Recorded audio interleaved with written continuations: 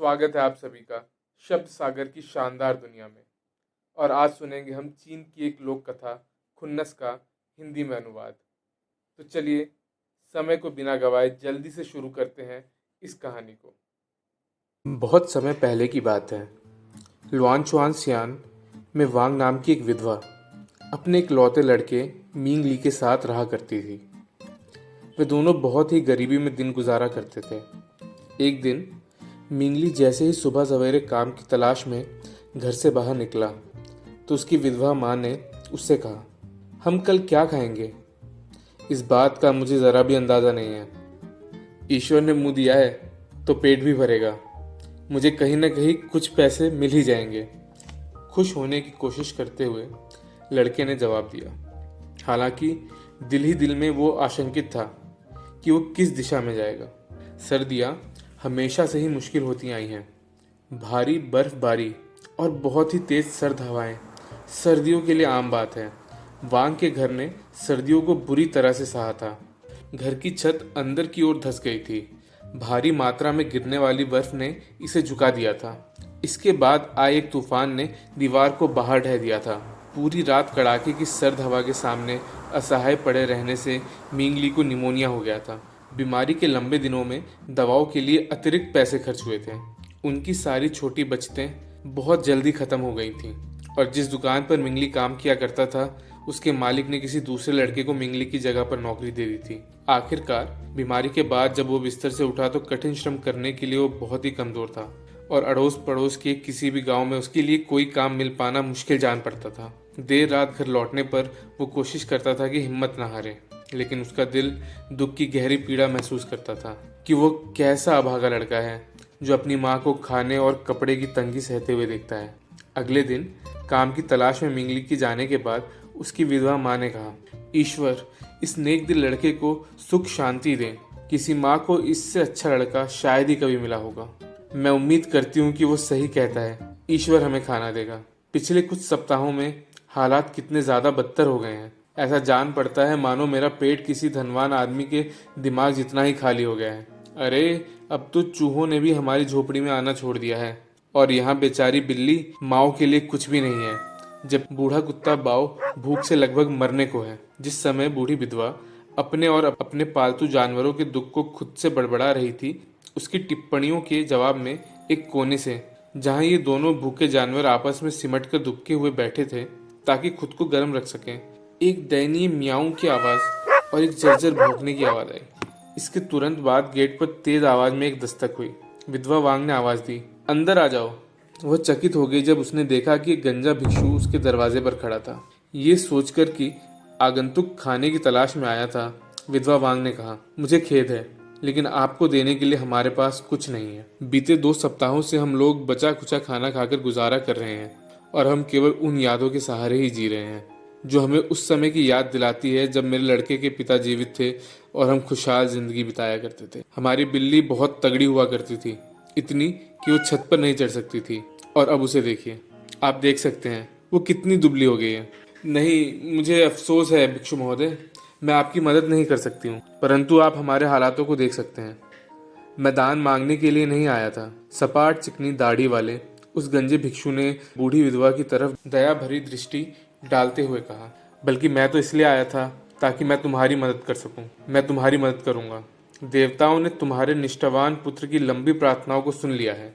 ये उसे सम्मानित करना चाहते हैं। उन्होंने देखा है कि अपनी बीमारी के बाद से किस तरह से तुम्हारे लड़के ने तुम्हारी सेवा की है, और अब जब वो पूरी तरह से टूट चुका है और काम करने में असमर्थ है, उन्होंने उसके गुण को पुरस्कृत करने का निर्णय लिया है। इसी प्रकार से तुम भी एक बहुत अच्छी माँ साबित हुई हो, और इसलिए अब तुम उस तोहफे को स्वीकार करो जिसे मैं तुम्हारे लिए लाया हूँ।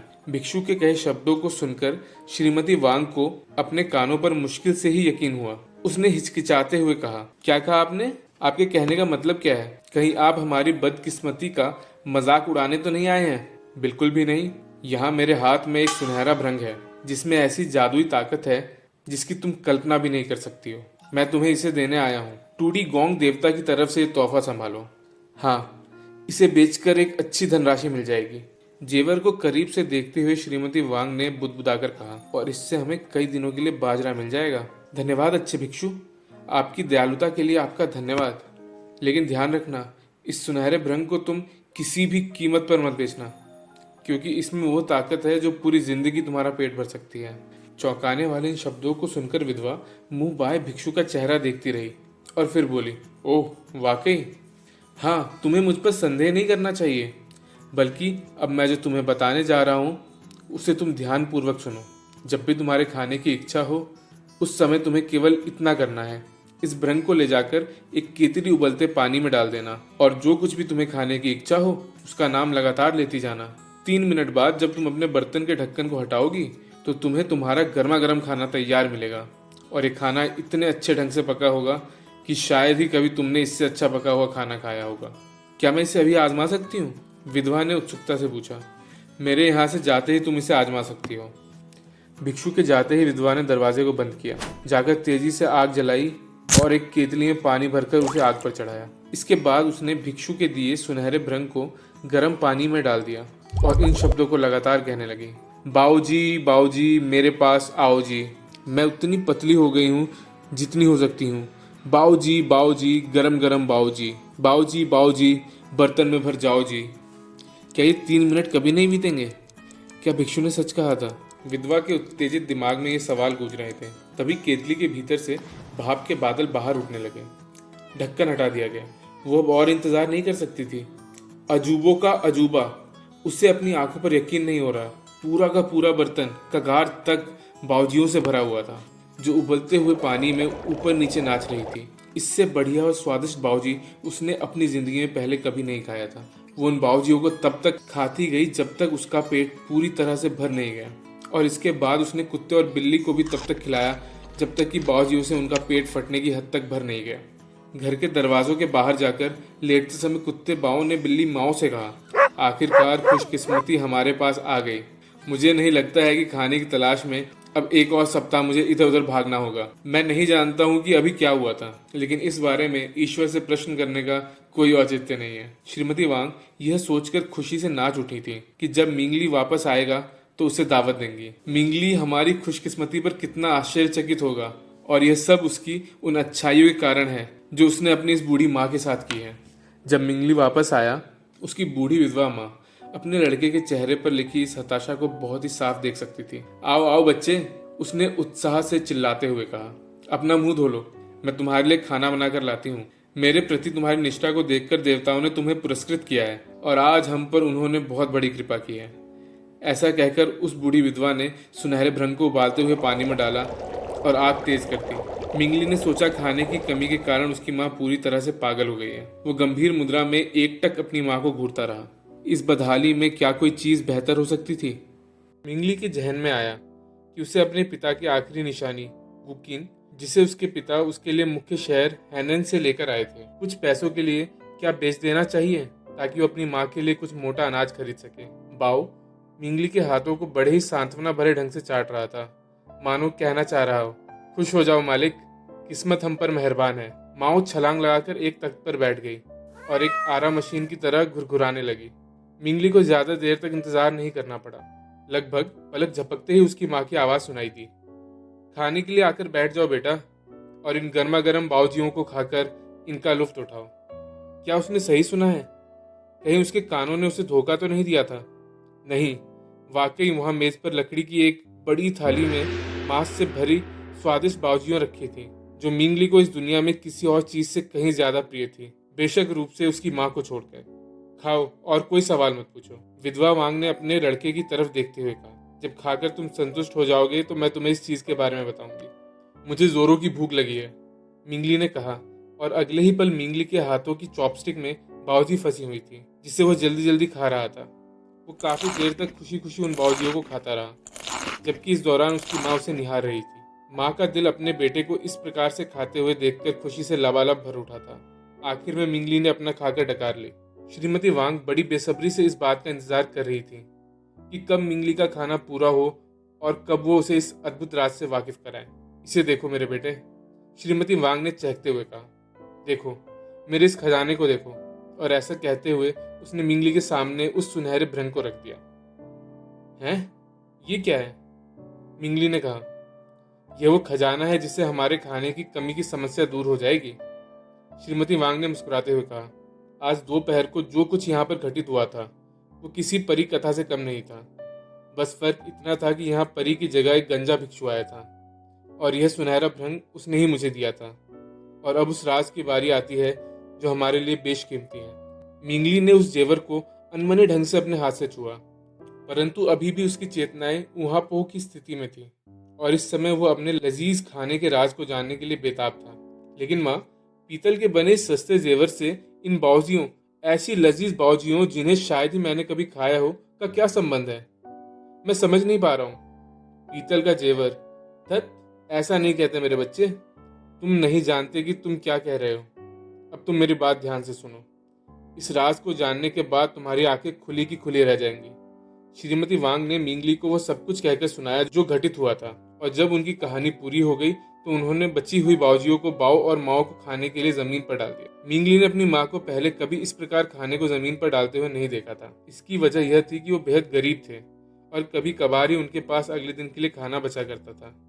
माँ बेटे की जिंदगी में अब खुशियों का एक शानदार दौर शुरू हो चुका था। माँ, बेटा, कुत्ता और बिल्ली सभी अपने दिलों में संतुष्टि के साथ खुशी खुशी रहा करते थे। उनकी मांग पर एक अद्भुत छोटे भ्रंग से हर तरह के पकवान और नए नए व्यंजन, जिन्हें उन्होंने कभी नहीं चखा था, उनके बर्तन में निकल आते थे। योजियाओ, शांगजियान, वॉन्टून, जोंगजी, लाईचांग और भी न जाने कितने अनगिनत तरह के चाइनीज पकवानों को उन्होंने उस भ्रंग के जरिए मंगवाया और उन पकवानों को खाकर उनका लुत्फ उठाया। बहुत जल्द ही मिंगली ने अपनी पूरी ताकत अर्जित कर ली और पहले से कहीं ज्यादा तंदुरुस्त हो गया।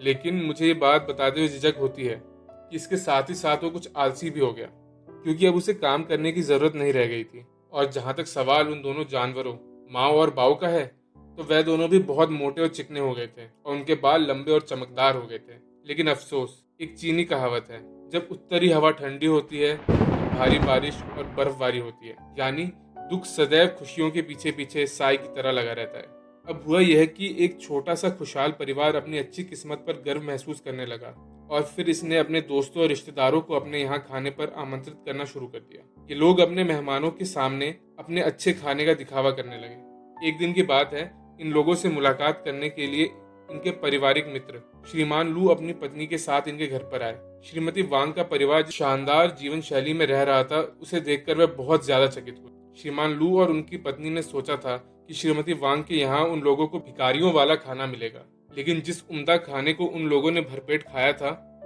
वो उनकी सोच से परे था। अपने खस्ता हाल घर लौटते समय श्रीमान लू ने कहा, ऐसा लजीज खाना मैंने शायद ही कभी अपनी जिंदगी में खाया था। हाँ, और मैं जानती हूँ ये लजीज खाना आया कहाँ से था। श्रीमान लू की पत्नी ने जवाब देते हुए कहा, मैंने विधवा वांग को खाना पकाने के बर्तन से सोने का एक छोटा सा जेवर निकालते हुए और उस जेवर को अलमारी में छिपा कर रखते हुए देखा था। ये जरूर कोई करामाती चीज है, क्योंकि मैंने देखा था कि वो खाना पकाने के लिए आग तेज कर रही थी और उस समय वो खुद से बुदबुदा रही थी कि लजीज वॉन्टून जल्दी से तैयार हो जाओ। क्या कहा तुमने? करामाती चीज? ऐसा क्यों होता है कि सारी खुशकिस्मती देवताओं ने दूसरों की किस्मत में ही डाली है? ऐसा लगता है कि हम अपनी सारी जिंदगी बदनसीब के बदनसीब ही रहेंगे। अरे क्यों ना हम श्रीमती वांग से कुछ दिनों के लिए, जब तक हमारी खड़खड़ाती हड्डियों के ढांचे पर थोड़ा मांस ना चढ़ जाए, उनकी इस करामाती चीज को उधार मांग लें। बाद में ईमानदारी से हम उसे उन्हें वापस लौटा देंगे। यकीनन देर सवेर कभी ना कभी हम इसे उन्हें वापस कर देंगे। बेशक वह लोग इसकी बहुत अच्छी तरह से निगरानी करते होंगे, क्योंकि उनके घर में सिर्फ एक ही कमरा है जो किसी भी तरह हमारे घर से बड़ा नहीं है। इसलिए उनसे ये सुनहरे जेवर को हासिल करना आसान नहीं होगा। और अब जब उन्हें काम करने की कोई ज़रूरत नहीं है, तब वह तुम्हें किस समय घर के बाहर मिलेंगे? क्योंकि ये बात तो सभी जानते हैं कि एक राजा के महल की तुलना में एक भिखारी के घर से कोई चीज़ चुराना हमेशा बहुत ही कठिन होता है। यहाँ पर किस्मत हमारे साथ है। श्रीमती लू ने ताली बजाते हुए उत्तेजना में चीख कर कहा, आज ही वह लोग टूडी गोंग के मंदिर में जाने वाले हैं। मैंने श्रीमती वांग को मिंगली से कहते हुए सुना था कि आज दोपहर को उसे उनके साथ मंदिर में जाना है।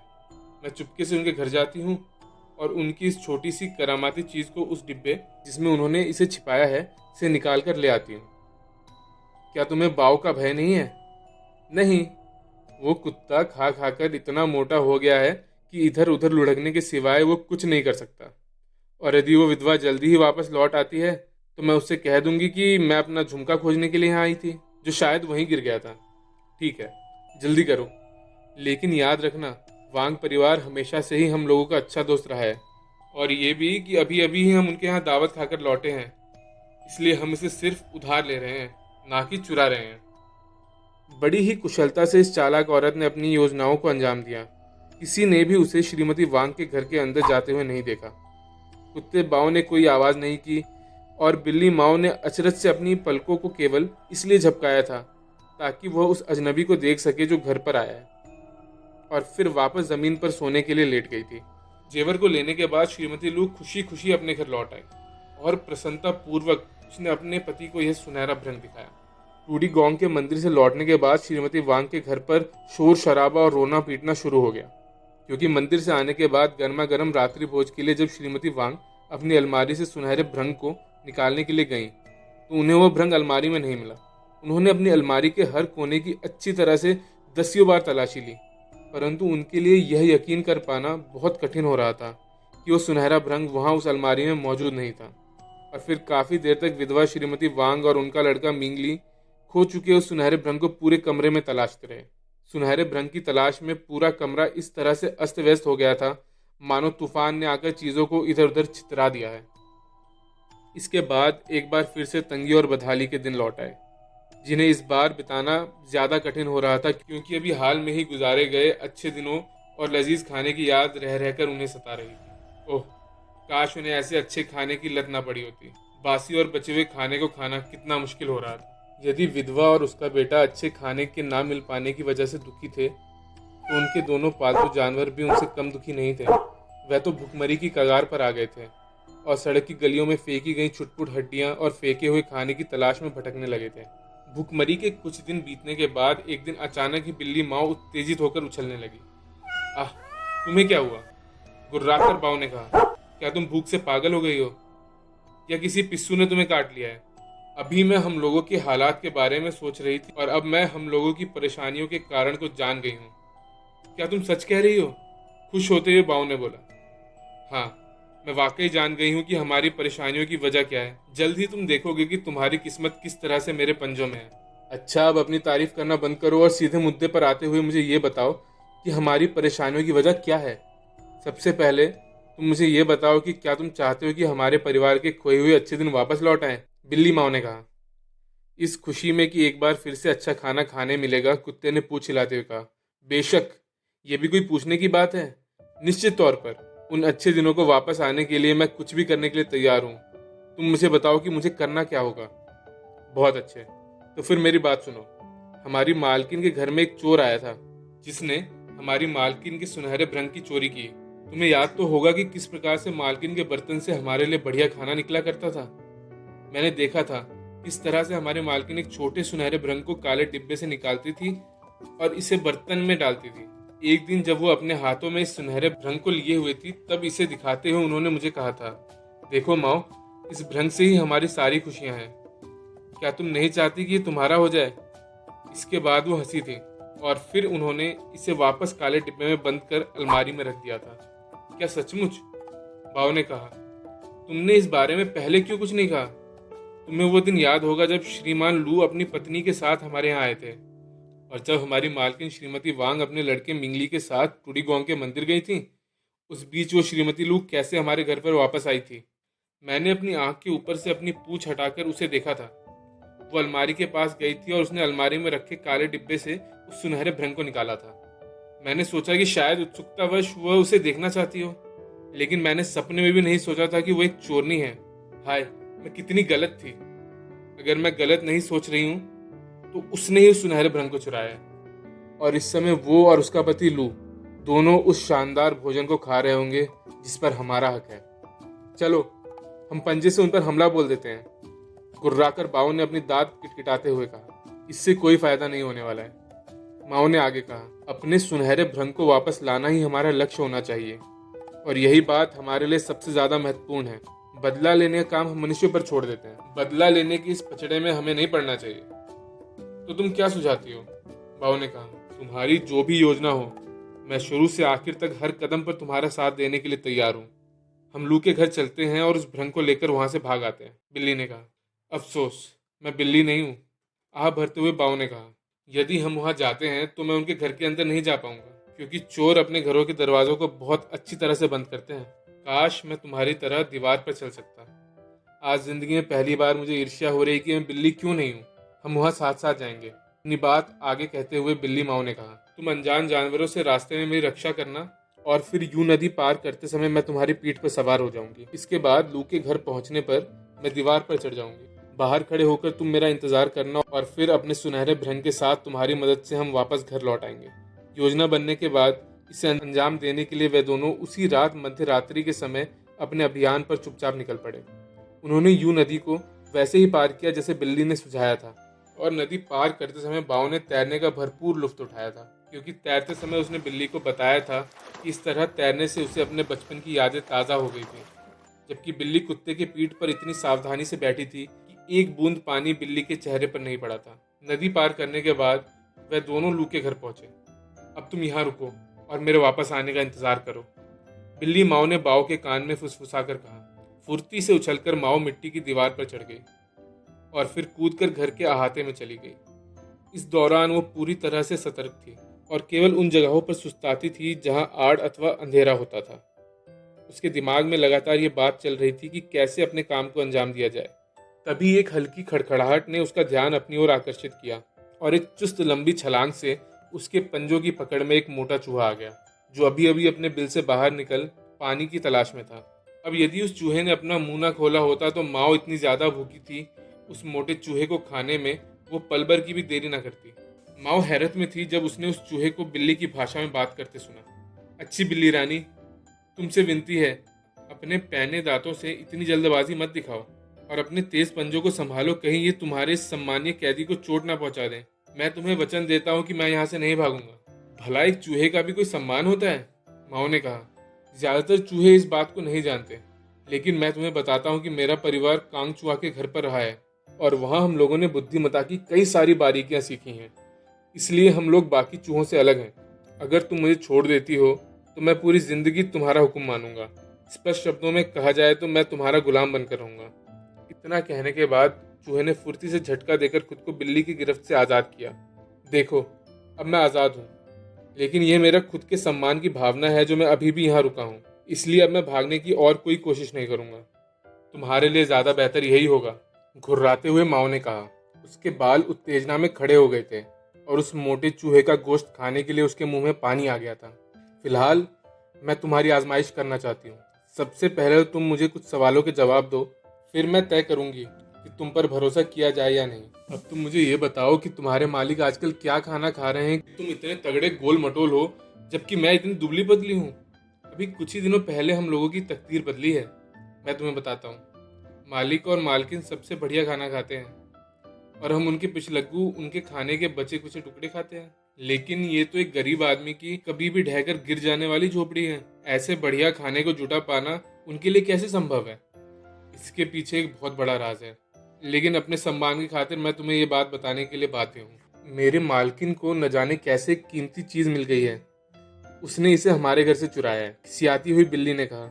अगर मुझे मौका मिले तो मैं उसकी आंखें नोच लूं। उस भृंग के ना होने की वजह से हम लोगों का परिवार भुखमरी की कागार पर आ गया है। तुम्हारी मालकिन ने इसे ठीक उस दिन चुराया था जब हम लोगों ने उससे और उसके पति को हमारे घर खाने के लिए बुलाया था। श्रीमान चूहे, इस बारे में तुम्हारी क्या राय है? क्या तुम्हारी मालकिन के पूर्वज भी किसी दार्शनिक के अनुयायी थे? ओह, तो ये है सच्चाई, चूहे ने विलाप करते हुए कहा। तभी मैं कहूँ कि उन लोगों को वो सुनहरा भ्रंग कैसे मिल गया था। और अब मैं और कुछ कहने की हिम्मत नहीं रखता हूँ।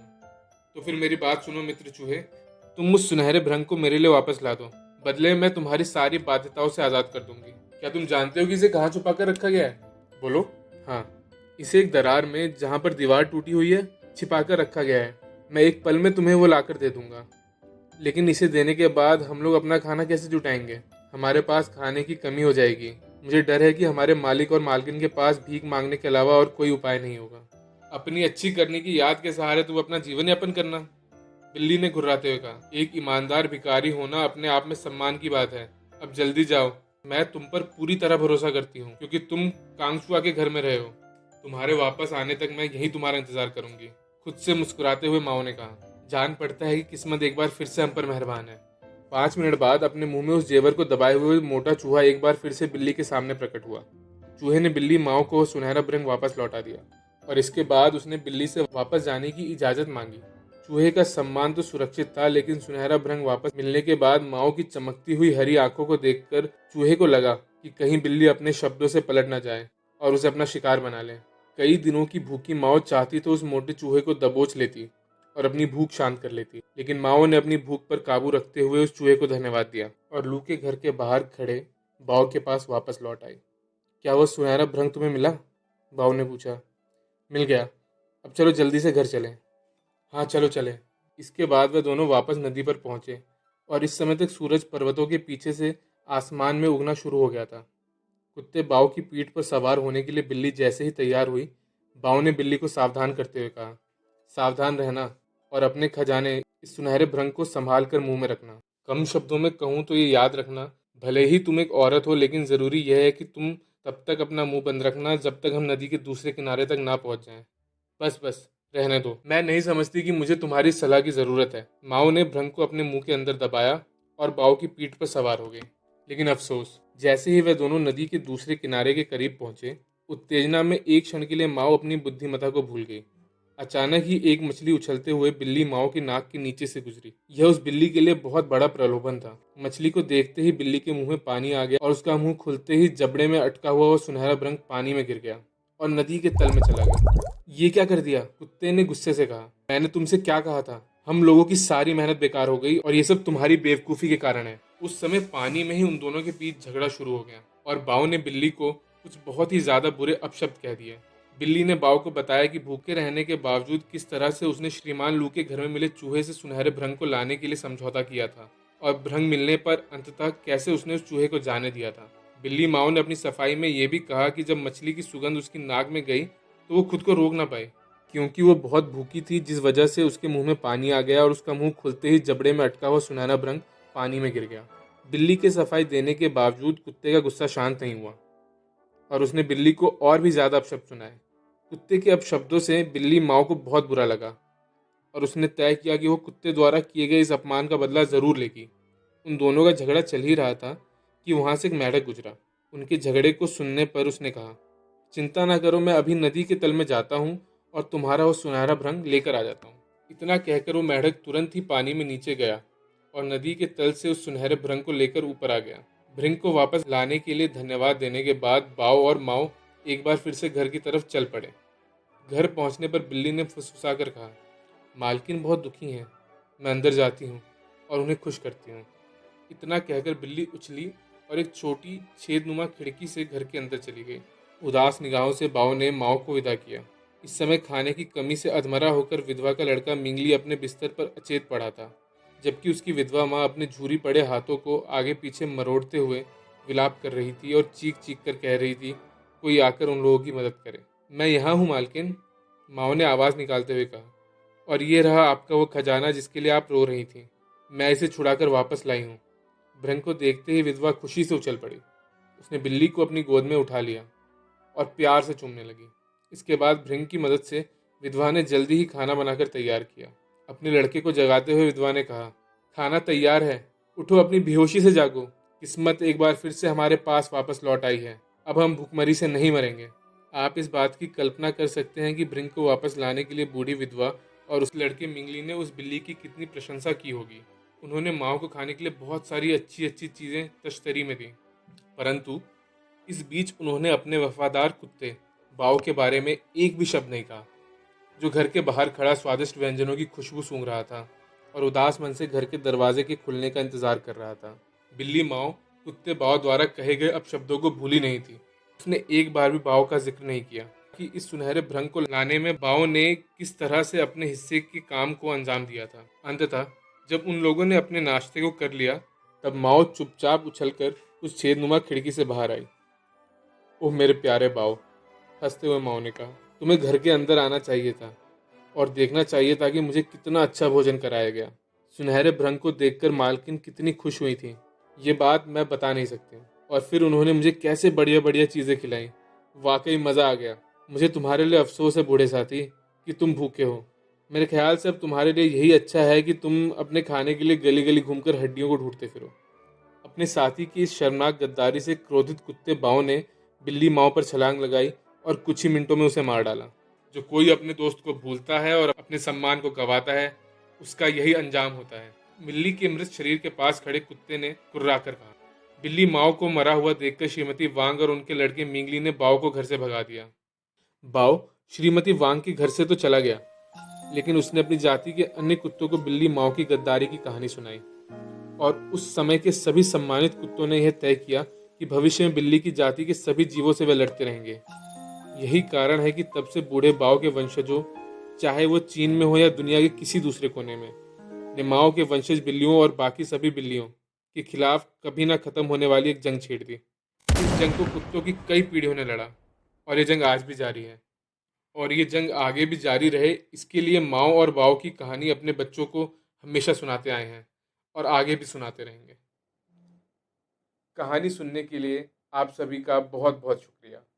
आशा करता हूँ आपको ये कहानी अच्छी लगी हो। यदि ये आपको कहानी अच्छी लगी तो आप कमेंट सेक्शन में हमें बताइए कि आपने इस कहानी से क्या क्या सीखा। और ऐसे ही और कहानियों को सुनने के लिए जुड़िए शब्द सागर की दुनिया से। धन्यवाद।